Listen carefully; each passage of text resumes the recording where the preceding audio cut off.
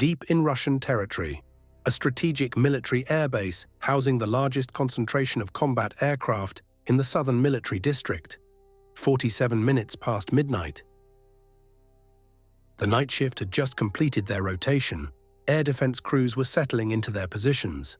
Radar operators were calibrating systems. Ground crews were conducting routine maintenance on aircraft parked across 60 hectares of concrete aprons. Everything was normal, everything was secure. Then the sky began falling. At 03:14 hours, the first wave arrived. Not missiles, not manned aircraft, drones, 37 of them. Ukrainian long-range kamikaze drones that had flown through the night, navigating by GPS and terrain-following algorithms, evading radar detection through low-altitude flight profiles and electronic countermeasures. The first targets weren't aircraft, they were the systems designed to protect them. An S-400 air defense battery positioned on the northern perimeter detected inbound contacts at 0312. The engagement radar activated. Fire control systems began target acquisition sequences. 2 missiles were preparing to launch when 3 drones struck simultaneously. The first hit the radar array, the second impacted the command vehicle, the third detonated among missile launchers. The battery was eliminated in 8 seconds. 2 kilometers south, a Pantsir S-1 short-range air defense system achieved lock on an inbound drone at 0313. The system fired. The drone evaporated. The operator reported successful engagement. 30 seconds later, 4 more drones attacked from different vectors. The Pantsir engaged 2, destroyed 1, damaged another. The remaining 3 struck. The system was obliterated. By 0316, the Airbase air defense network had been neutralized. 6 systems destroyed or disabled. The sky belonged to the attackers. The second wave descended at 0317. 23 drones carrying 200-kilogram warheads began systematic destruction of aircraft on open parking aprons. The targeting was precise. Each drone had been assigned specific grid coordinates corresponding to known aircraft positions based on satellite imagery analysis conducted over previous weeks. A Sukhoi Su-34 fighter bomber, valued at approximately $45 million, was parked on Apron 7. The aircraft had completed maintenance the previous afternoon. Fuel tanks were full. Weapons pylons carried training ordnance. At 0318, a drone struck the fuselage directly behind the cockpit. The explosion severed the aircraft structure, ignited fuel and detonated munitions. The Su-34 was completely destroyed. Debris showered 3 adjacent aircraft, causing secondary damage. 50 meters away, 2 Su-35's air superiority fighters were parked wingtip to wingtip. Each aircraft represented approximately $55 million of advanced technology. At 0319, a single drone struck between them.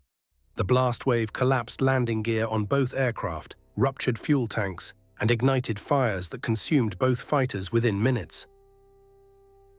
Across the airfield, the pattern repeated. Drones struck with mechanical precision, no wasted attacks, no missed targets. Every drone found its assigned aircraft. A maintenance hangar on the eastern perimeter housed 4 Su-34s undergoing scheduled inspections. The hangar doors were closed. The structure was reinforced concrete designed to protect against fragmentation. At 0321, a drone approached the hangar at maximum speed. Rather than striking the exterior, the drone targeted the ventilation system aperture in the roof. The warhead penetrated into the hangar interior before detonating. The explosion occurred among 4 aircraft packed closely together. All 4 were destroyed. The hangar structure partially collapsed, burying the wreckage. Ground crews attempted to respond. Fire suppression teams mobilized toward burning aircraft. Security personnel searched for drone operators, not understanding the attacks originated from autonomous systems launched hundreds of kilometers away. Ambulances rushed toward casualties as explosions continued. At 0323, the third wave arrived. 14 drones carrying specialized munitions targeted critical infrastructure, fuel storage facilities, ammunition bunkers, command centers, maintenance facilities.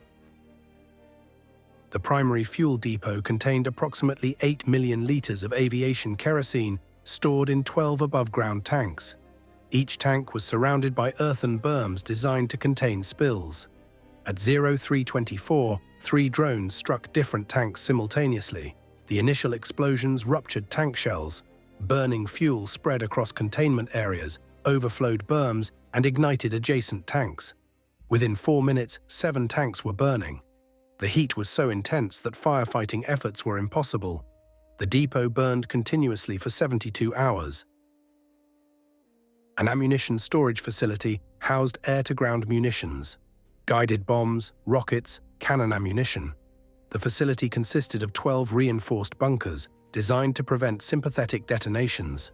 At 0326, 2 drones struck bunker ventilation systems. The explosions compromised structural integrity. Fires spread to stored munitions. The first sympathetic detonation occurred at 0331.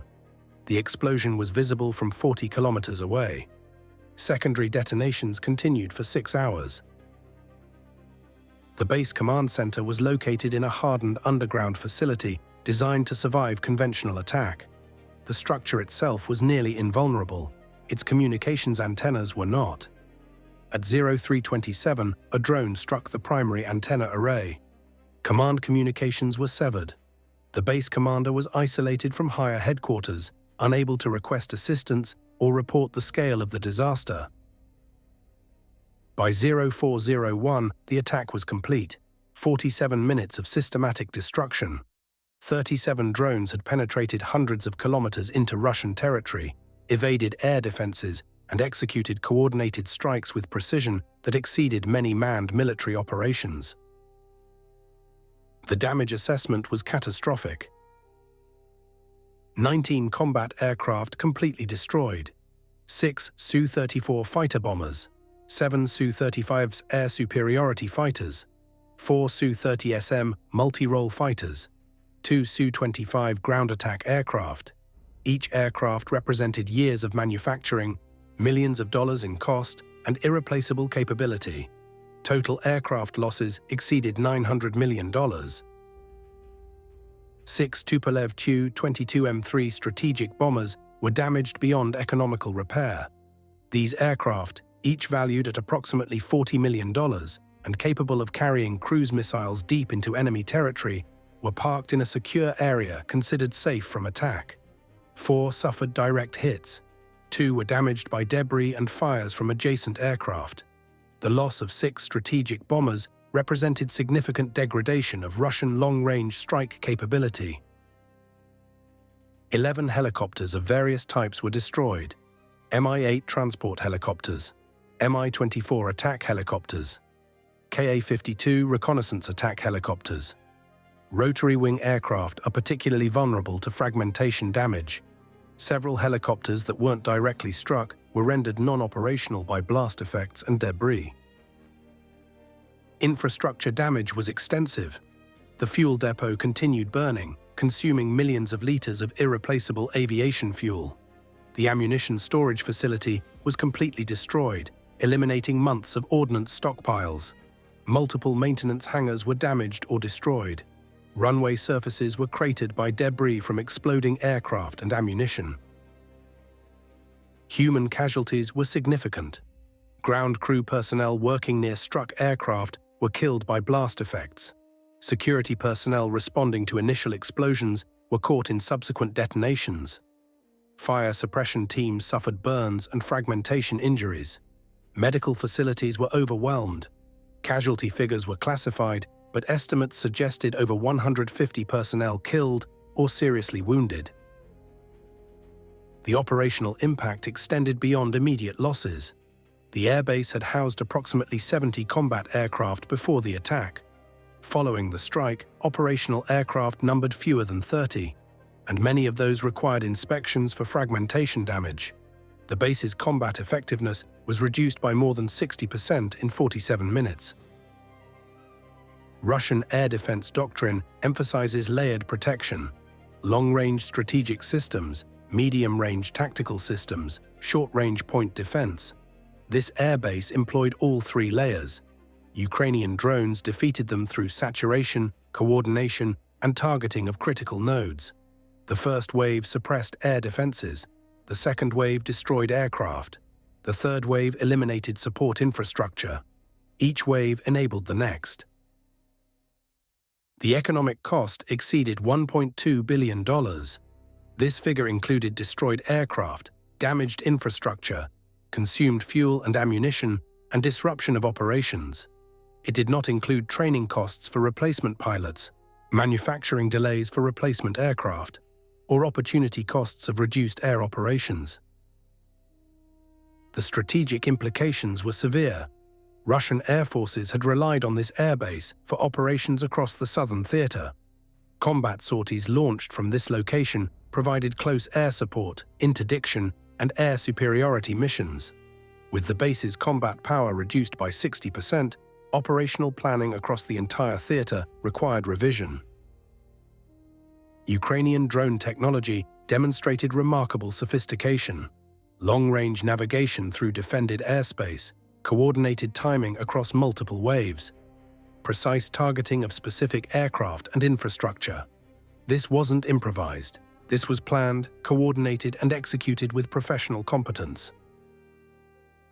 The attack occurred during a shift change when air defense crews were transitioning and potentially less alert.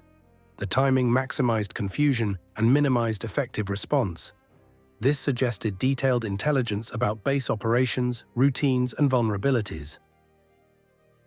Satellite imagery confirmed the devastation. Commercial imaging providers captured high-resolution photographs showing burned aircraft hulks, collapsed hangars, and smoke plumes from the fuel depot visible from space. Independent analysis verified Ukrainian claims. The evidence was irrefutable. Russian official response was delayed and minimal. Initial reports acknowledged a drone attack with limited damage. As satellite imagery circulated, the truth became undeniable. Revised statements admitted significant losses but provided no specifics. The information suppression suggested embarrassment at the scale of the disaster. Russian military bloggers, often more candid than official sources, posted extensive analysis. One prominent channel wrote, "This is organizational failure at every level. Intelligence failure for not detecting preparation. Air defense failure for not preventing penetration. Response failure for inadequate damage control. We lost more aircraft in one night than in the previous 3 months of operations." Families of personnel stationed at the base began posting on social media, seeking information about casualties. Russian authorities provided minimal communication. This information vacuum created anxiety and eroded trust in military leadership's transparency. For Russian Air Force operations, this attack created a strategic dilemma. Dispersing aircraft across multiple locations reduces vulnerability but decreases operational efficiency and complicates maintenance. Concentrating aircraft improves efficiency but creates lucrative targets. Following this attack, Russian command will likely disperse forces, accepting reduced operational capability in exchange for improved survivability. Ukrainian operational planning demonstrated sophisticated intelligence integration, identifying the airbase as a high-value target, conducting surveillance to determine aircraft locations, timing the attack for maximum effect, coordinating multiple drone waves for optimal impact. This level of planning requires extensive preparation and professional military competence. The attack validates Ukrainian investment in long-range strike capabilities. Drones costing hundreds of thousands of dollars, each destroyed aircraft worth tens of millions each. The cost-exchange ratio favors the attacker overwhelmingly. As Ukrainian industry scales drone production, these asymmetric attacks will likely increase in frequency and intensity. Russian air defenses face an evolving challenge. Traditional systems designed to engage manned aircraft and missiles struggle against small, low-flying drones. Radar cross-sections are minimal. Flight profiles are unpredictable. Saturation attacks overwhelm engagement capacity. Countering drone swarms requires new technologies and tactics Russia has been slow to develop. The psychological impact on Russian air crews is significant. Pilots and ground personnel now understand that even bases deep in Russian territory are vulnerable. No location is safe. This creates stress, reduces morale, and potentially impacts operational performance. For Ukrainian forces, this success provides morale boost and validates tactical doctrine. Demonstrating capability to strike deep into Russian territory sends a message: distance provides no safety. This affects Russian strategic planning and resource allocation. The international community observed this attack with interest. Western military analysts noted the sophistication of coordination and execution. The attack demonstrated that determined forces with appropriate technology can defeat layered air defenses through saturation and coordination. This attack occurred on a cloudless night with minimal wind. Weather conditions were optimal for drone operations. Ukrainian planners likely waited for ideal conditions to maximize success probability. This patience and operational discipline reflects professional military planning. The attack's timing, several days ago, means immediate response is ongoing. Fire suppression continues at the fuel depot. Damage assessment teams are cataloging losses. Investigation boards are examining how the attack succeeded. Higher headquarters are demanding explanations and accountability. Russian air operations in the southern theater will be degraded for months. Replacement aircraft must be manufactured or transferred from other theaters, creating vulnerabilities elsewhere. Pilots require familiarization with new aircraft. Ground crews need training on different systems. Operational capability cannot be restored quickly. For the strategic balance, this single attack degraded Russian air power more significantly than months of attrition through combat operations. 47 minutes eliminated capabilities that would have required years to build. The fires still burn, the investigations continue, the strategic consequences expand. And Ukrainian planners are already identifying the next target, analyzing the next pattern, preparing the next strike. This is modern warfare, not massed armies clashing on open fields, but precision strikes against critical infrastructure. Not prolonged campaigns, but devastating raids that achieve strategic effects in minutes.